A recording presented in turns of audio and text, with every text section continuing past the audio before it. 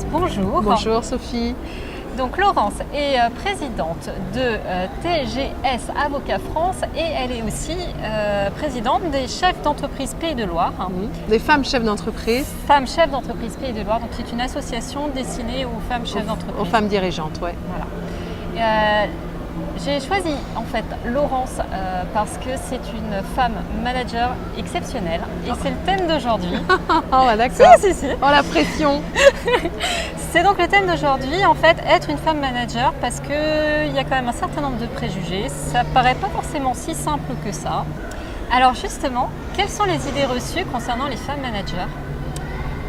Alors peut-être déjà les idées reçues des femmes en entreprise et femmes dirigeantes, mais les femmes managers, on a tendance à leur poser la question de savoir comment elles vont gérer la vie pro et la vie perso. Donc une idée reçue sur la gestion de la vie familiale et leurs difficultés à gérer les deux et une difficulté d'emploi du temps. Une autre idée reçue aussi sur la difficulté qu'elles pourraient avoir à diriger une équipe d'hommes. Et finalement, quand on pose la question aux hommes, ça ne leur pose pas de difficulté quand elles sont et qu'elles appliquent les règles de bon management. Mais si elles sont un bon manager, peu importe qu'on soit qu'elles soient femmes, exactement. Mais pour autant, quand on se pose la question de faire évoluer une femme, on se dit il y a beaucoup d'hommes, est-ce qu'ils vont apprécier d'être managés par une femme? Donc ça, c'est des choses qu'on retrouve souvent sur effectivement un peu les difficultés de choisir des femmes managers.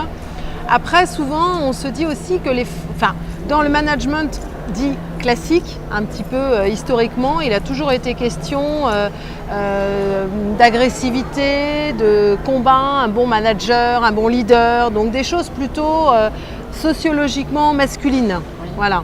La femme, c'est la mère, la femme, c'est celle qui éduque, la femme, c'est celle qui est gentille. Donc voilà.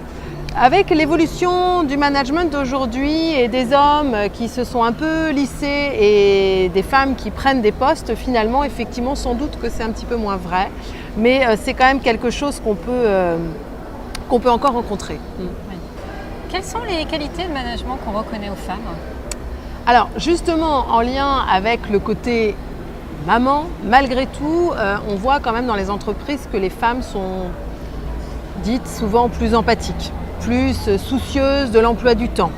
Elles vont rarement positionner une réunion à 7h30 le matin parce qu'elles savent que ça peut être compliqué pour hommes ou femmes d'avoir des réunions aussitôt.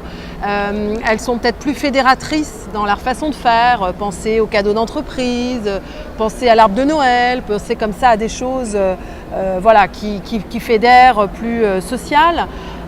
Souvent on dit que la femme globalement elle est multitâche, donc c'est vrai que la femme manager est sans doute perçue et sans doute vue polyvalente. On a toujours été habitués nous à remplir les cahiers d'école et en même temps faire le dernier mail, à penser à son dîner du soir et en même temps à ce qu'on a à faire dans le boulot. Donc je pense que ce côté multitâche nous a rendu aussi, très certainement accentué le phénomène polyvalent et multitâche. Et puis sans doute que aussi ce qui se dit là encore à travers des études, c'est pas que mon sentiment à moi, c'est que la femme manager va rechercher plus de cohésion. Elle va moins contraindre, moins diriger, elle va être plus à partager ses idées et chercher la cohésion et l'acceptation finalement de ses collaborateurs sur ses prises de décision. Une sorte de vrai leadership, ce qui correspond à la vraie définition du leader, celui qu'on suit parce qu'on a envie de le suivre. Oui, alors on peut avoir envie de le suivre, pas forcément parce qu'il crée la cohésion, mais en tout cas la femme, elle va y aller par sans doute plus facilement par l'écoute et le partage, je pense, oui, certainement. Alors à contrario, elle n'est pas non plus, elle n'est pas non plus exempte de choses à améliorer, puisque la femme manager, elle va peut-être avoir justement souvent un petit peu de problème de gestion du temps et avoir du mal à dire non. Voilà, elle peut avoir un peu de mal à caler son emploi du temps malgré tout. Elle peut manquer parfois, et dans certains systèmes et surtout des entreprises un peu plus nombreuses, elle manque très foncièrement de politique. Voilà, les femmes, on n'est pas hyper politique nous. Donc ce qui fait que on n'est pas toujours très maligne de temps en temps, on peut être un petit peu cash et direct, alors ça peut plaire à certains mais ça peut déranger. on est assez transparente, assez courageuse dans nos prises de décision, sans se poser la question du billard à 3 bandes. Mais si je dis ça, il va se passer quoi pour lui? Lui va penser quoi, etc. Donc c'est vrai que le pendant de ça, c'est que ça peut manquer parfois un peu de politique.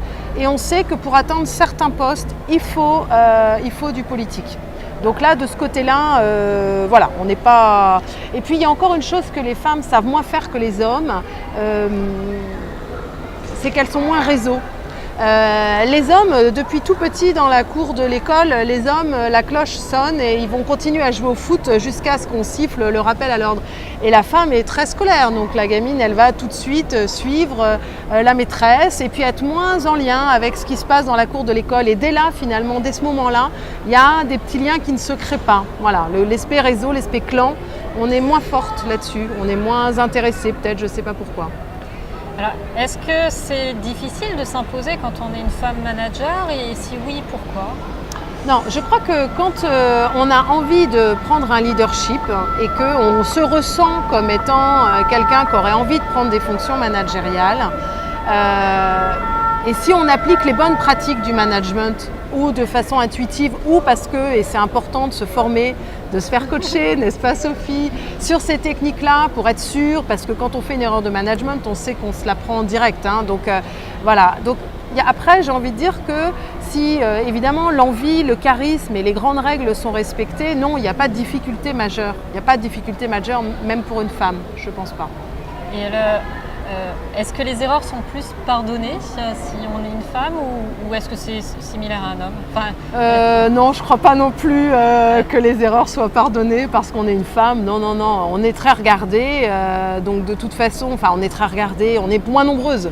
Donc fatalement, voilà. Mais non, je pense que j'ai l'impression quand même que les choses évoluent bien sur ce sujet-là. Vraiment, dans le bon sens. Et que de toute façon, il est devenu tellement politiquement incorrect de faire une remarque à une femme manager ou à une femme dirigeante parce qu'elle est femme, que même les hommes commencent à se l'interdire. Voilà. C'est compliqué pour eux d'ailleurs parce qu'ils aimeraient de temps en temps faire une bonne blague sur le sujet, mais ils sentent que même vis-à-vis d'autres hommes, ça commence à être malvenu. Donc aujourd'hui, on a beaucoup plus de respect de tout ça et on nous traite moins d'hystériques ou de je sais pas quoi. Voilà.